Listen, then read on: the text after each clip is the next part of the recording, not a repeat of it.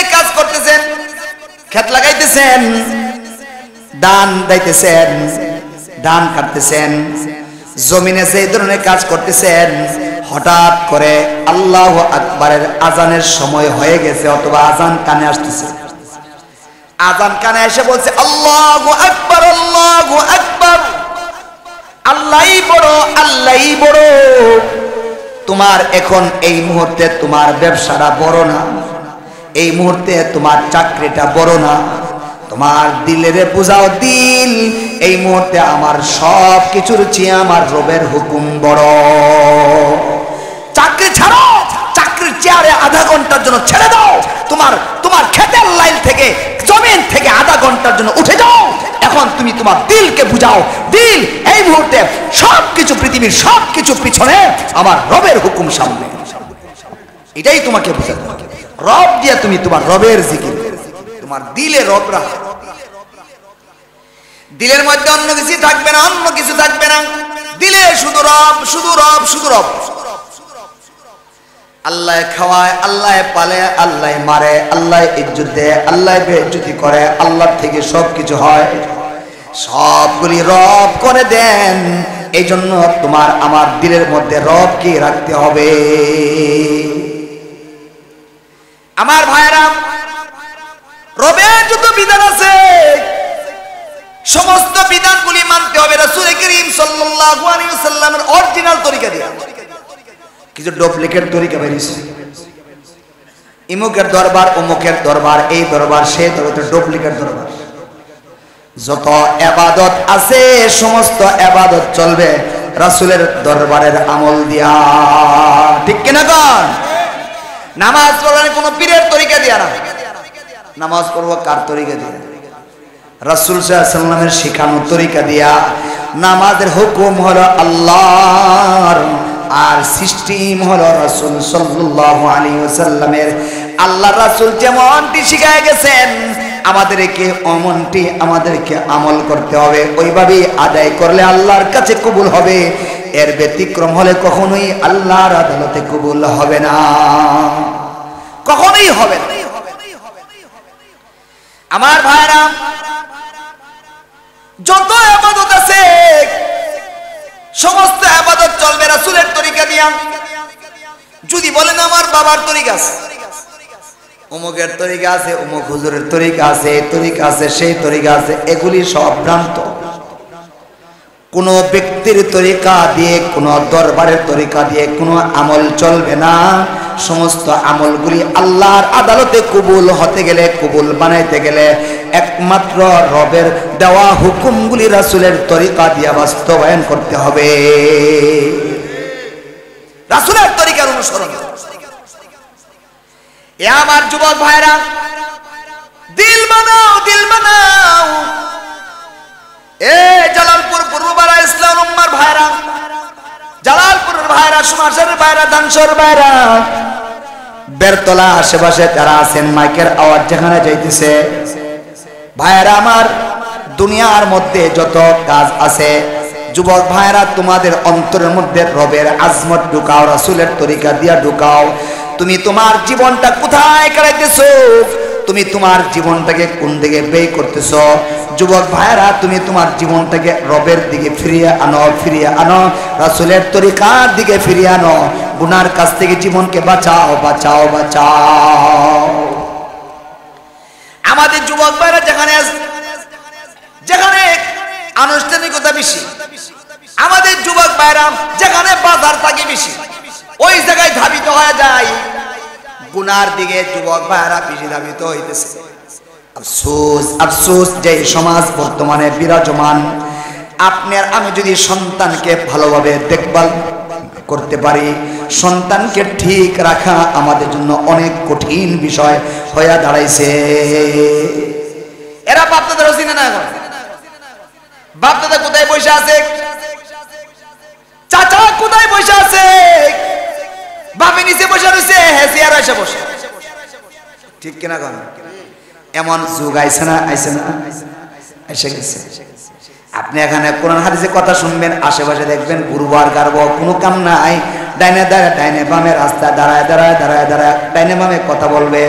এখানে যে একটা মাহফিল হইতেছে, এখানে যে একটা আলোচনা হইতেছে, এখানে যে কোরআন হাদিসের কথা হচ্ছে, এখানে যে আমার মুরব্বীরা আমার বাপদাদারা বসে রয়েছে, এদের দিকে এই দিকে কোনো ভ্রুক্ষেপে নাই, তারা তাদের দেমাগ নিয়ে চলতেছে। ঠিক কিনা বলেন? কেন? দিলের মধ্যে রবের কোনো ভয় তাদের অন্তরে নাই, কোনো আজমত নাই, বাপদাদার মহাব্বত নাই, চাচার মহাব্বত নাই, গ্রামের মুরব্বীর মহাব্বত নাই, আদব কায়দা কিচ্ছু নাই। যেখানে আগে শুনেছি আমরা মুরব্বীরা বাপদাদা যেখানে বসে আছে, যুবকরা তার সামনে দিয়ে হাইটাও বসে না, এখানে বাপদাদা বসে আছে। আর আমরা বলাবান এই যে ওয়াজ হয় আল দাঁড়িয়ে মামে ঘুরে মানে খাওয়া নিয়ে আসে। ঠিক কিনা বলেন? আয়সা খালি ঘুরে ঘুরে দেখে কোথাও অনেক খাওয়ান নিয়ে আসে, কোথাও অনেক ফুটলানি পাওয়া যায়। বিভিন্ন প্রোগ্রামে যায়া যায়া পুটলার সন্ধান করে করে পুটলা খায়া খায়া মনে মনে ভাবি কি সব জায়গায় বুঝে পুটলা সবসময় পাওয়া যায়। ঠিক কিনা কর? একটা সিন আছে ফুটলার খুঁজে থাকে, পুটলার জন্য যে না আয়সা দেয় ওয়াজ মাঠের সামনে আয়সা ঘেটে ঘেটে করে কিনলে বুঝেন নাই কথা? যারা ডিস্টার্ব করে তাদের দিলের মধ্যে রবের কোনো ভয় নাই। রবের ভয় থাকলে কশ্চিন কালো তাদের দ্বারা তাদের জবানের আওয়াজ বড় হবে না। কেন? এখানে একটা ধর্মীয় আলোচনা চলতেছে। তো আমার ভাইয়ের রাসূল করিম সাল্লাল্লাহু আলাইহি ওয়াসাল্লামের তরিকা দিয়ে জীবন চালান। আল্লাহ বলেছেন, কুল ইন কুনতুম তুহিব্বুনাল্লাহ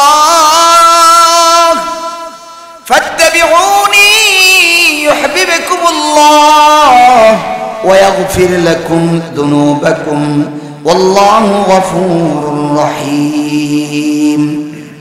আমার ভাইরা, রব বলেন, কুল ইন কুনতুম তুহিব্বুনাল্লাহ, সত্যিকার অর্থে যদি তোমরা তোমাদের রবের ভালোবাসা পেতে চাও, ইন কুনতুম তুহিব্বুনাল্লাহ, যদি তোমরা আল্লাহকে ভালোবাসো, ফাত্তাবিউনি, তাহলে আল্লাহর ভালোবাসা যদি পেতে চাও, আমি মুহাম্মদুর রাসূলুল্লাহ সাল্লাল্লাহু আলাইহি ওয়াসাল্লামের অনুসরণ করো। তোমার সমস্ত জায়গার মধ্যে আমার অনুসরণ করো। তোমার ব্যক্তিগত জীবনে মুহাম্মদুর রাসূলুল্লাহ সাল্লাল্লাহু আলাইহি ওয়াসাল্লামের অনুসরণ করো। সামাজিক জীবনে, অর্থনৈতিক জীবনে, পারিবারিক জীবনে, রাষ্ট্রীয় জীবনে, সমস্ত অঙ্গনে আল্লাহ রাসূলকে অনুসরণ করো। করে ফায়দা কি হবে? ইউহিব্বুকুমুল্লাহ, তোমার রব তোমাকে ভালোবাসবে। ইউহিব্বুকুমুল্লাহ, তোমার রব তোমার ভালোবাসবে। শুধু ভালোবাসা না, ওয়া ইয়াগফির লাকুম যুনুবাকুম, তোমার রব তোমার পিছনের সমস্ত গুনাহ মাফ করে দেবে। রবের ভালোবাসা হলো পৃথিবীর সর্বশ্রেষ্ঠ ভালোবাসা। রবকে যদি পেতে চান, রাসূলের তরিকা দিয়েই পাইতে হবে। ঠিক কিনা বলেন? আল্লাহ রাসূলের তরিকা ছাড়া আপনি যতই চাকচিক্যে যান, যতই দরবারে যান, যতই মাজারে যান, যতই ভণ্ডের আস্তানা যান, রাসূলের তরিকা ছাড়া কোন পীর বুজুর্গের তরিকা ইখতিয়ার করলে, কোন ব্যক্তির তরিকা ইখতিয়ার করলে, রাসূলের তরিকা যদি ছেড়ে দেওয়া হয়, আল্লাহ রাসূলের সঠিক পন্থা থেকে সরে গিয়ে ব্যক্তি পূজা যদি কেউ করে, অবশ্যই মনে রাখতে হবে, এই পূজা দিয়া, এই মাজার অনুসরণ দিয়ে তুমি কখনোই সঠিক পথের দিশা পাইবা না। তোমার চাকচিক্য থাকতে পারে, মনে রাখবা। আমার ভাইরা, আল্লাহ পাক রব্বুল আলামিন বলেন, ফাআম্মা মান তাগা ওয়া আথারাল হায়াতাদ দুনিয়া ফাইন্নাল জাহিমা হিয়াল মাওয়া ওয়া আম্মা মান খাফা মাকামা রাব্বিহি ওয়া নাহান নাফসা আনিল হাওয়া ফাইন্নাল জান্নাতা হিয়াল মাওয়া। আমার ভাইরা, আল্লাহ পাক রব্বুল আলামিন বলেন, ফাআম্মা মান তাগা, দুই জায়গা যে করবে তার ঠিকানা জাহান্নাম।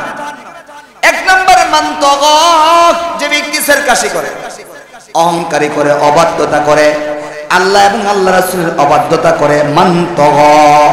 ওয়া আতারাল হায়াতাদ দুনিয়া, দুই নম্বর হলো পরকালের আমলের তুলনায় দুনিয়ার জিন্দেগিকে যে প্রাধান্য দেয়।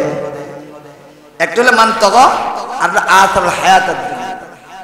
ফাআম্মা মান তাগা, যে ব্যক্তি রবের নাফরমানি করে, রবের অবাধ্যতা করে, রাসূল সাল্লাল্লাহু আলাইহি ওয়াসাল্লামের তরিকার অবাধ্যতা করে, এক নাম্বার। দুই নাম্বার ওয়াআতারাল হায়াতাদ দুনিয়া, দুই নাম্বার হলো যে ব্যক্তি দুনিয়ার কাজকে প্রাধান্য দেয়, আখিরাতকে পিছনে ফেলায় দেয়, আখিরাতকে পিছনে ফেলায় দেয়, আখিরাতকে মাটির নিচে দবায় দেয়। আতারাল হায়াতাদ দুনিয়া, যিনি প্রাধান্য দেয়, যদি কি হয় ওয়াআতারাল হায়াতাদ দুনিয়া, দুনিয়ার কাজকে যে প্রাধান্য দেয়, আখিরাতের তুলনায় দুনিয়াকে প্রাধান্য দেয়, এই কাজটুকু যে করে ফাইনাল জাহিমা হিয়াল মাওয়া, তার ঠিকানা হবে জাহান্নাম। নারায়ে তাকবীর, নারায়ে তাকবীর। শাইখুল হাদিস মাওলানা মুতালিব হোসেন সালি সাহেবের আগমন। আহলান সাহলান, মারহাবা মারহাবা, নারায়ে তাকবীর। فأما من طغى وآثر الحياة الدنيا, من طغى, যে ব্যক্তি রবের নাফরমানি করে, অবাধ্যতা করে, وآثر الحياة الدنيا, দুনিয়ার জিন্দেগিকে যে প্রাধান্য দেয়, আখিরাতকে পিছনে ফেলায়, জমিনে যায় জমিনের কাজটাই করে, নামাজের সময়টা নামাজটা পড়ে না, বিকালে পাকশাকের সময় মা বোনরা পাকশাকটি করে, দুনিয়ার কাজটাকে প্রাধান্য দেয়, আখিরাতের কাজটা সামনে আনে না। ওয়াআতারাল হায়াতাদ দুনিয়া, দুনিয়ার জিন্দেগিকে যে প্রাধান্য দেয়, আখিরাতকে মাটির নিচে ফেলায় দেয়, পায়ের নিচে ফেলায়। উচিত ছিল দুনিয়াকে নিচে ফেলায় দেওয়া, আখিরাতকে উপরে উঠায়া দেওয়া। আল্লাহ বলেন ফাইনাল জাহিমা হিয়াল মাওয়া, তার ঠিকানা হবে জাহান্নাম। প্রকারান্তরে ওয়া আম্মা মান খাফা মাকাম রাব্বিহি ওয়া নাহান নাফসা আনিল হাওয়া ফাইনাল জান্নাতা হিয়াল মাওয়া। প্রকারান্তরে ওই ব্যক্তি মান খাফা মাকাম রাব্বিহি, আই মান খাফা হুকমা মাকাম রাব্বিহি, রবের হুকুমের সামনে, মাকামা হুকমে রাব্বিহি, তার রবের হুকুমের সামনে যে ব্যক্তি রবকে ভয় পায়। এখন একটা হুকুম আসছে, যদি না করি তাহলে আমার রব আমাকে মারবে। বেগানা নারীটি সামনে দিয়ে চলে যাইতেছে, আমি যদি সেখানে তার দিকে তাকাই, আমার রব আমাকে মারবে। সুদের টাকা সামনে যদি ধরি, আমাকে আমার রব মারবে। ঘুষের টাকা আমার সামনে যদি আমি রিসিভ করি, তাহলে আমার রব আমাকে মারবে। রবের হুকুমের সামনে যে ব্যক্তি রবকে ভয় পায়, ওয়ানাহান নাফসা আনিল হাওয়া, আর দুই নাম্বার যে খায়াসাতে নফসানি, মন চাই জিন্দেগিকে পিছনে ফেলায়া দেয়, মন চাই জিন্দেগি বাদ দিয়া কোরআন হাদিসে জিন্দেগি ধরে, আর রবের হুকুমের সামনে রবকে ভয় পায়। আল্লাহ বলেন ফাইনাল জান্নাতা হিয়াল মাওয়া, নিশ্চয়ই তার ঠিকানা হবে জান্নাত। ইনশাআল্লাহ জান্নাতের আমল করব তো ইনশাআল্লাহ।